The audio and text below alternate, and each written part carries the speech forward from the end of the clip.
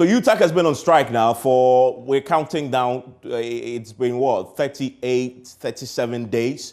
And it's time to really take stock of the damage because it's a university crisis. We've talked a lot about, give me this, give me that. There's been a back and forth, there's a deadlock. I'm really not interested in that tonight because as for that, we've heard a lot about. The UTAC is fundamentally still on strike. We need to at a point stop and look at the cost and then what will it take to fix it, right? And that's what I'm interested in tonight. That's what we're saying, taking stock of the damage 37 days later. I need to appreciate how bad this has been for the universities. Put also this in context. Coming out of COVID, when the university academic calendar has seriously been affected by COVID, just when a university is about to recover academically, then COVID was a naturally imposed, disaster, if you may. But this is a man-made one, which has left in its wake some difficulties. We're going to look at that. So we've been counting. This is the 10th of January. The strike started.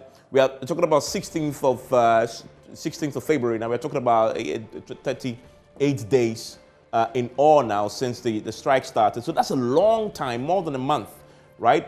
We have 15 public universities that will be affected, and well over 200,000 students will have to bear the brunt of this. And remember, parents, this spare a thought for parents. Many of them, particularly first-year students, whose parents were looking forward to going to school.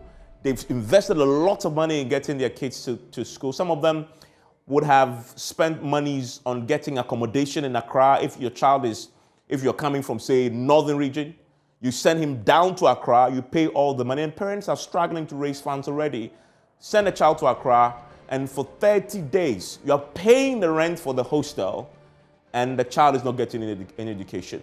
The thing is, when the university comes, they have to now readjust their calendar. So you're going to pay even far longer than you actually planned. That is going to have a burden on the purse of the student. So we're going to definitely be looking at that. Now we have the key issues here for some of the key issues in terms of 15 public universities. Now one of the things I wanted to also show you today is also the thing around what we expect to be the academic calendar. This is the academic calendar as we know it.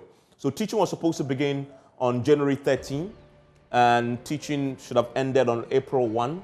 That is 11 weeks in total. Examination was expected around April 9, and all this has been missed. Now pay attention to this here. We've been tracking where we are with this, and if you look at this, we are today on this is February 16. So this is the entire academic calendar here, right? This is the entire academic calendar. So we've lost all this period in red here, we've lost already. So that's significant, right? And if this is not fixed, we're going to lose a bit more academic calendar. The question is, how do you fix this?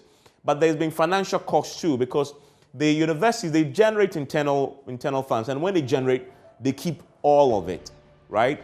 The assumption is, with school not operating and kids not in school, very possibly, if you look at the estimations here, the universities may be losing a lot of money in terms of the internally generated funds already. So there's a cost to what is happening, which is what we are showing you on this. And this is according to 2020 expected revenue from universities, and they retain all 100% of that. And so once 30 days has passed and going to 40, the possibility is that they may be losing all that.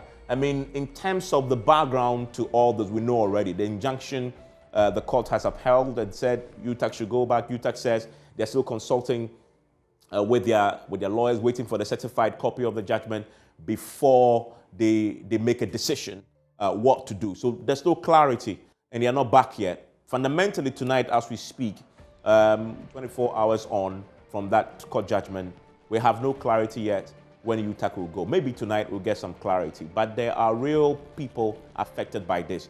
University administrators, I haven't heard what their view is on how this is affecting their universities. I'm delighted that we can speak to Professor Japo, who has agreed to share that insight. I want to get into the mind of an university administrator, how they are coping in the midst of these challenges. And then we'll hear from a student as well, and then UTAC, obviously, government, and then we'll hear from a man in the middle from the Africa Education World.